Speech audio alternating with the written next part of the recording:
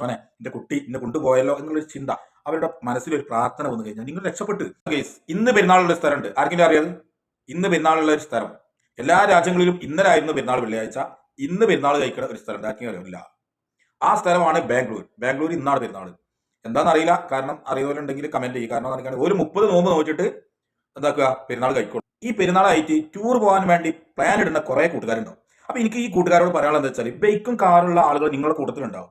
അവരെ കൂട്ടിയിട്ടാണ് നിങ്ങൾ എന്താക്കുക, നിങ്ങൾ ഇത് വാഹനമുണ്ടെങ്കിൽ നിങ്ങൾ അവരെ കൂട്ടിയിട്ടാണ് പോകാൻ സാധാരണ നിങ്ങൾ ശ്രദ്ധിക്കാറ്. എനിക്ക് പറയാനുള്ളത്, ബൈക്കും കാറും ഇല്ലാത്തൊരു കൂട്ടുകാരൻ നിങ്ങളുടെ കൂട്ടത്തിലുണ്ട് എന്നുള്ളത് നിങ്ങൾ ശ്രദ്ധിക്കണം. അങ്ങനത്തെ ആളുകളുണ്ട്.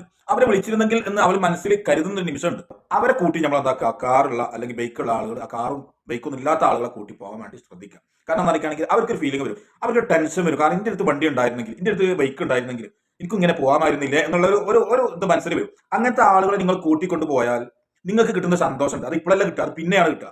അത് പിന്നെ അനുഭവിച്ചറിയുമ്പോൾ, നിങ്ങളെടുത്ത് ബൈക്ക് ഇല്ലാതാവുമ്പോൾ, നിങ്ങളെടുത്ത് കാർ ഇല്ലാതാവുമ്പോൾ നിങ്ങൾ അത് ചിന്തിക്കും, പഠിച്ച സമയം ഞാൻ അന്ന് അവരെ കൊണ്ടുപോയതുകൊണ്ട് ഇന്നിപ്പോ അവരെ കയ്യിൽ കാറുണ്ട്, അവരെ കയ്യിൽ ബൈക്ക് ഉണ്ട്, അതുകൊണ്ട് അവരെന്നെ കൂട്ടിക്കൊണ്ടു പോകുന്നുണ്ട്. അന്ന് ഞാൻ കൂട്ടിക്കൊണ്ടു പോയിട്ടില്ലെങ്കിൽ എന്തായിരുന്നു എന്റെ അവസ്ഥ എന്നുള്ളത് നിങ്ങൾ പിന്നീട് ഒരു സമയത്ത് നിങ്ങൾ ചിന്തിക്കും. അതുകൊണ്ട് ബൈക്കും കാറും ഇല്ലാത്ത ആളുകളെ കൂട്ടി നിങ്ങൾ എന്താക്കണം, നിങ്ങൾ ടൂർ പോകാൻ വേണ്ടി ശ്രദ്ധിക്കണം എന്നാണ് എനിക്ക് പറയാനുള്ളത്.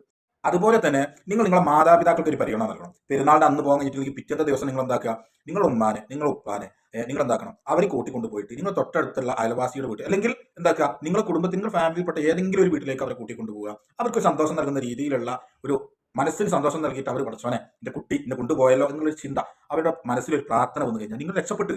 അതുകൊണ്ട് നിങ്ങൾ എന്താക്കുക, അവരെയും നിങ്ങൾ കൊണ്ടുപോകാൻ, അവരെയും നിങ്ങൾ പരിഗണിക്കണം എന്നാണ് എനിക്ക് പറയാനുള്ളത്. ചില ആളുകൾ ആ പെരുന്നാൾ കഴിഞ്ഞാൽ പിറ്റേന്ന് ടൂർ പോകും. ഒരു 5-6 ആൾ കൂടിയിട്ട് എന്താക്കുക, ടൂർ പോകും. ടൂർ പോകാൻ കേട്ടാ ഊട്ടിക്കോ അല്ലെങ്കിൽ വേറെ എവിടെയെങ്കിലും കുറച്ച് ദൂരത്തേക്കോ. അപ്പം ഇവരെന്താവും, ഇവർ വീട്ടിൽ നിന്നുണ്ടാവും. ടൂർ പോയി വന്ന ക്ഷീണത്തിൽ അവന്റെ ടൂർ കഴിഞ്ഞ് അവൻ പിന്നെ പണിക്കോരോട്. അപ്പൊ ഈ വീട്ടിലുള്ള ഉമ്മയും ഇപ്പം എന്താ ഉടത്തനുണ്ടാവും. അപ്പൊ ഈ പെരുന്നാളിന്റെ പിറ്റേന്നെങ്കിലും ഉമ്മാനും ഉപ്പാനൊക്കെ ഒന്ന് കൂട്ടിയിട്ട് നിങ്ങൾ ആദ്യം എന്താക്കുക, ഈ പെരുന്നാൾ ദിവസം കഴിയുകയാണെങ്കിൽ അന്ന് ആ ഒരു ദിവസം നിങ്ങൾക്ക് എന്താക്കുക, അവരെ കൂട്ടിയിട്ട് നിങ്ങൾ നിങ്ങളുടെ ഫാമിലിയിൽപ്പെട്ട ഏതെങ്കിലും കുടുംബത്തിന്റെ വീട്ടിൽ, അല്ലെങ്കിൽ നിങ്ങൾ എവിടേക്കും പോകാനില്ലെങ്കിൽ എന്താക്കുക, നിങ്ങൾ അടുത്തുള്ള അങ്ങാടിയിലേക്ക് പോയിട്ട് ചായ എനിക്ക് വാങ്ങി കൊടുക്കുക. വീട്ടിൽ ചായ ആയിട്ടില്ല, നിങ്ങൾ പുറത്തിറങ്ങി പോകുമ്പോൾ ഒരു സമാധാനം കിട്ടും. അപ്പൊ അത് ആ ഒരു കാര്യങ്ങൾ നിങ്ങൾ ശ്രദ്ധിക്കുക എന്നാണ് എനിക്ക് പറയാനുള്ളത്.